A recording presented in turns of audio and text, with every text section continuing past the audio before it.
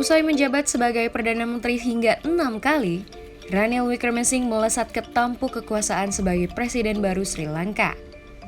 Ia menggantikan Gotabaya Rajapaksa yang kabur ke luar negeri usai Sri Lanka jatuh bangkrut. Tapi, terpilihnya Ranil menjadi presiden baru juga masih menyisakan masalah. Ratusan demonstran justru langsung turun ke jalan untuk memprotes penunjukan Ranil itu. Para demonstran merasa dihianati pemerintah dan menolak mengakui Ranil sebagai presiden. Lantas, siapa sebenarnya sosok Ranil yang disebut-sebut sebagai rubah cerdik penuh kontroversi ini?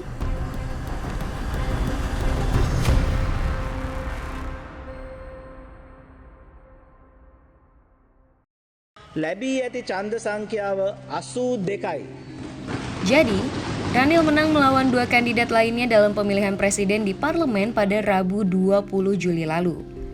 Lawan Ranil adalah pemimpin Partai Samagi Jana Balawegaya atau SJB, Sajid Premadasa, dan anggota parlemen senior Dulas Alahaperuma.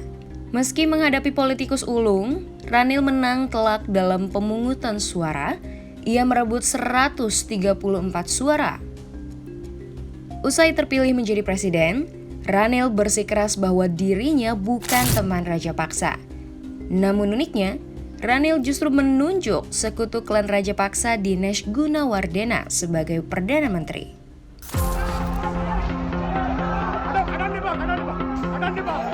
Seperti Gotabaya, Ranil lahir dari keluarga dengan jejak politik dan kekayaan melimpah. Ayahnya Asman Wickremesinghe adalah seorang pengacara dan pengusaha sukses. Paman Ranil rupanya juga bukan merupakan sosok sembarangan. Junius Richards Jayawardena adalah salah satu pemimpin terlama Sri Lanka. Ranil pun bergabung ke dalam Partai Nasional Serikat yang dipimpin sang paman itu. Lewat partai itu, karir Ranil rupanya cepat melesat.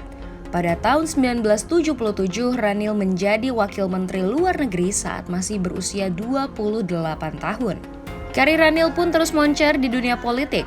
Dia sempat menjabat sebagai Menteri Pemuda dan Ketenagakerjaan, Menteri Pendidikan, Ketua DPR, hingga menjabat sebagai Perdana Menteri. Ranil pertama kali menempati posisi Perdana Menteri pada 7 Mei 1993 usai Presiden Rana Singh Premadasa tewas dalam aksi bom bunuh diri oleh kelompok militan LTTE. Sejak saat itulah Ranil menjadi Perdana Menteri hingga 6 kali. Politik Sri Lanka memang unik. Kita nggak bisa lihat berdasarkan cara pandang kita yang Indonesia, ASEAN maupun Barat ya. Kalau tipenya begini, ini kan dia itu tipenya itu adalah problem solver kan. Ada masalah, dia masuk, kemudian dia keluar lagi kan. Jadi tipenya itu. Jadi ini memang keunikan dari Asia Selatan bahwa seseorang itu kalau dipanggil untuk mengemban sesuatu, nggak ada jaminan bahwa Anda akan menjabat sampai selesai begitu. Sebenarnya, Ranil pernah 2 kali maju sebagai kandidat presiden, yakni pada tahun 1999 dan 2005. Tapi, Ranil harus menelan kekalahan dalam kontestasi itu. Terpilihnya Ranil sebagai presiden pada tahun ini pun tak lepas dari kepiawaiannya memanfaatkan situasi. Ia mendapat dukungan parlemen karena 2 hal. Pertama, pengalamannya dengan IMF, dan kedua, pendekatan kerasnya terhadap pengunjuk rasa.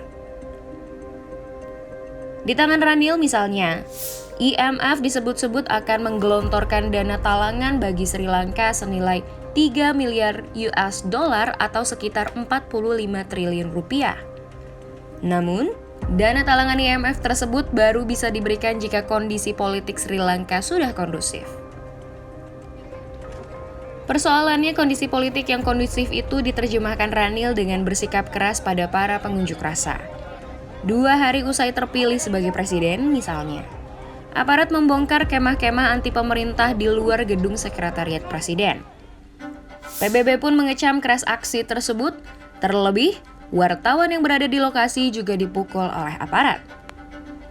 Kini, Ranil dinilai harus menempuh komunikasi terbuka dengan publik untuk mendapatkan kepercayaan mereka.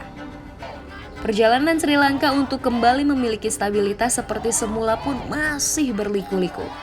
Pertanyaannya, mungkinkah Sri Lanka dapat stabil di tangan Ranil?